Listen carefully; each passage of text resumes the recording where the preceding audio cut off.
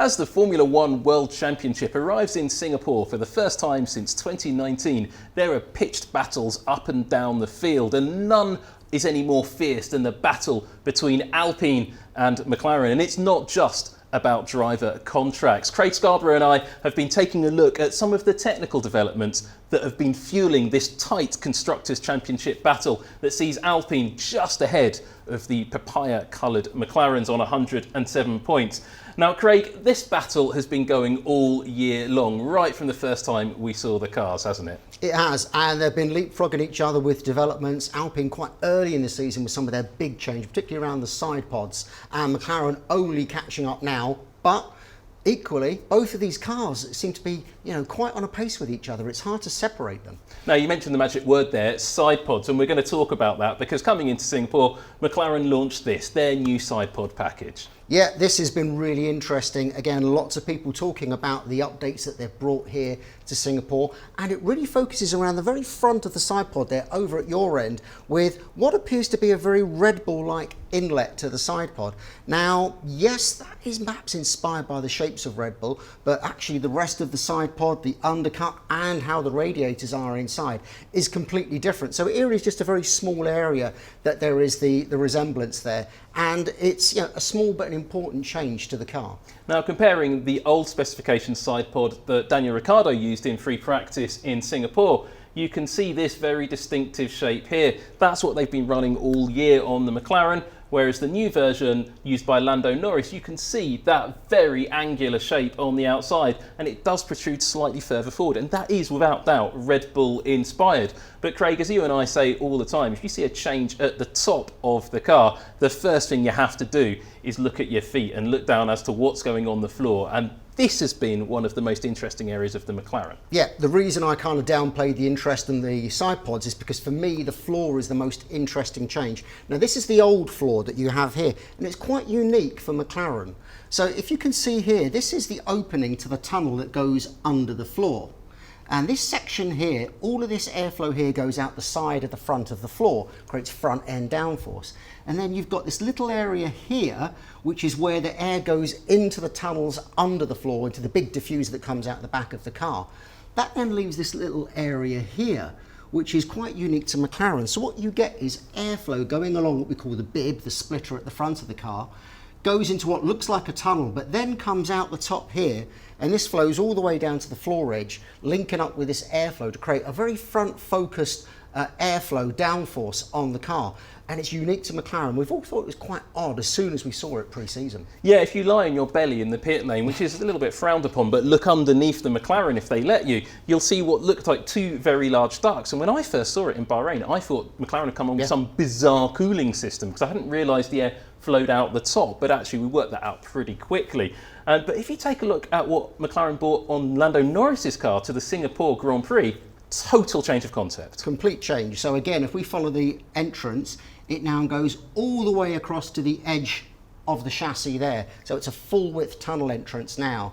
And whereas before you had this bit here was doing the bib airflow over the top of the thing, that's all gone now. So what you now have is the airflow that comes, let's just show you, comes here, comes out there, creates this front end bias downforce.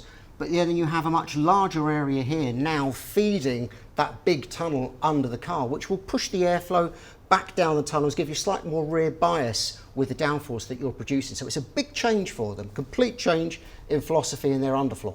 And all of that air coming in at the front here, as you say, that's now not escaping out the top, that's all going under the floor. Another just little detail just to pay attention to, because McLaren have been looking down the pit lane quite clearly, is here they've put this slightly raised section, call it a sticky uppy bit if you like, on one of the floor fences at the front. That's inspired clearly by Ferrari, who've been doing a similar thing.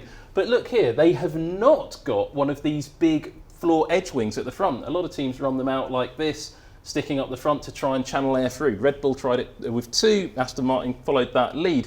That's not been done by McLaren. The other thing that they've been mucking around with down at McLaren, and I personally think is a little bit Red Bull inspired as well, are these cooling outlets, almost like a NACA style section, so a NACA duct for those people who like it like in that sense. And you can see all of the louvres that run through like that. They sometimes run them part open, sometimes part closed, but that overall shape is the same as Red Bull have been using all season long, Aston Martin have been inspired by. And actually, I think that's not the only Red Bull inspired part of this car. Well, Craig, you talked earlier on about you don't think the side pods on the McLaren are Red Bull inspired. I don't actually agree with you on that, because McLaren introduced a new side pod shape earlier in the season, about the mid-season point, and that this rear section to me looks very Red Bull inspired. I think they're following the lead of the team from Milton Keynes. Now, I know you don't agree with me on that, and we're going to have that argument on social media, because I think it's worth looking now at McLaren's big rival, the Anglo-French team, Alpine. They introduced most of their updates early in the season, and it didn't all go to plan. Alpine launched their car in one configuration, but their update packages started right at the beginning of the season, even in pre-season testing in Bahrain and at the Bahrain Grand Prix. But as I said, it didn't all go to plan, did it, Craig? No, and we have to remember that that is the Alpine, even though it's in the pink colour. We kind of forget that they did run that in those first races, and bang, brand new side pod, which was a really important development for them, just exploded in air, was completely wrecked. And the thing really here that was important was Alpine had created this like shoulder section, very similar to Ferrari, although it was in development pre-season, which was one of the key changes they started to make to their side pods. And it's something they've really focused on a lot as they've gone through the years, just the general shape and how it works with the floor edge as well.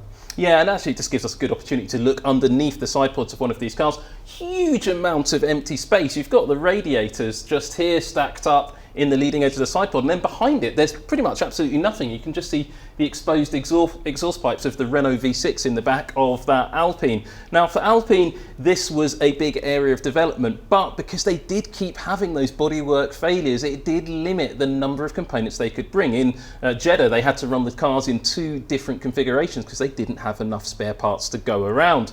Then one of the big areas you mentioned, it's worth looking at because you can just see it in this clip here. You can see the floor edge with this big spike on in the centre. Now that's been a huge area of development for the Alpine team all season long, and you can see that as it plays in here on the floor, right up to date here in Singapore, where the latest version of the floor has arrived, Craig. Yep, so again, an area is constantly changing. So what we had in the UK was this quite open section here, and you've got the rear tyre just here. So this is shaping the airflow between the tyre and the diffuser, a very sensitive part of the car. But this weekend, you have a much fuller floor section here. Again, tyres about here, changing the way the airflow goes into that area. But it's not just the floor edge they've changed at Singapore, it's actually the complete shape of the tunnel underneath. And this is a really big change for Alpine, even though there's not much of it we can show you. Well, one of the big factors between these two cars then is that both teams have struggled to get both cars in the points at every single race. Now, Craig, the reasons for this are very different. For Alpine, it's because the car has kept on falling apart at the start of the season when they were trying to upgrade it, and since then they have still had some reliability wobbles. McLaren, though, different story. Yeah, McLaren, I mean, I think overall the car is perhaps a slightly better car, certainly a more consistent car over a different range of circuits, but they're not getting the 2 points finishes with both drivers. Both drivers are struggling to drive this car. Lando Norris says, you know, even though he's the more successful of the 2 drivers, does struggle with the way that the car works. Daniel obviously suffers a lot more, and that really impacts how you work over the season, both making sure both cars, both drivers and the entire team are working together to get the best results. Well, with just a few races to go this season, the technical battle between these two teams is far from over, and it's not going to get much further apart. Who will get the highest number of points and fourth in the Constructors' Championship? Well, we'll tell you at the end of the season, but whoever gets that, it's worth millions of euros in prize money.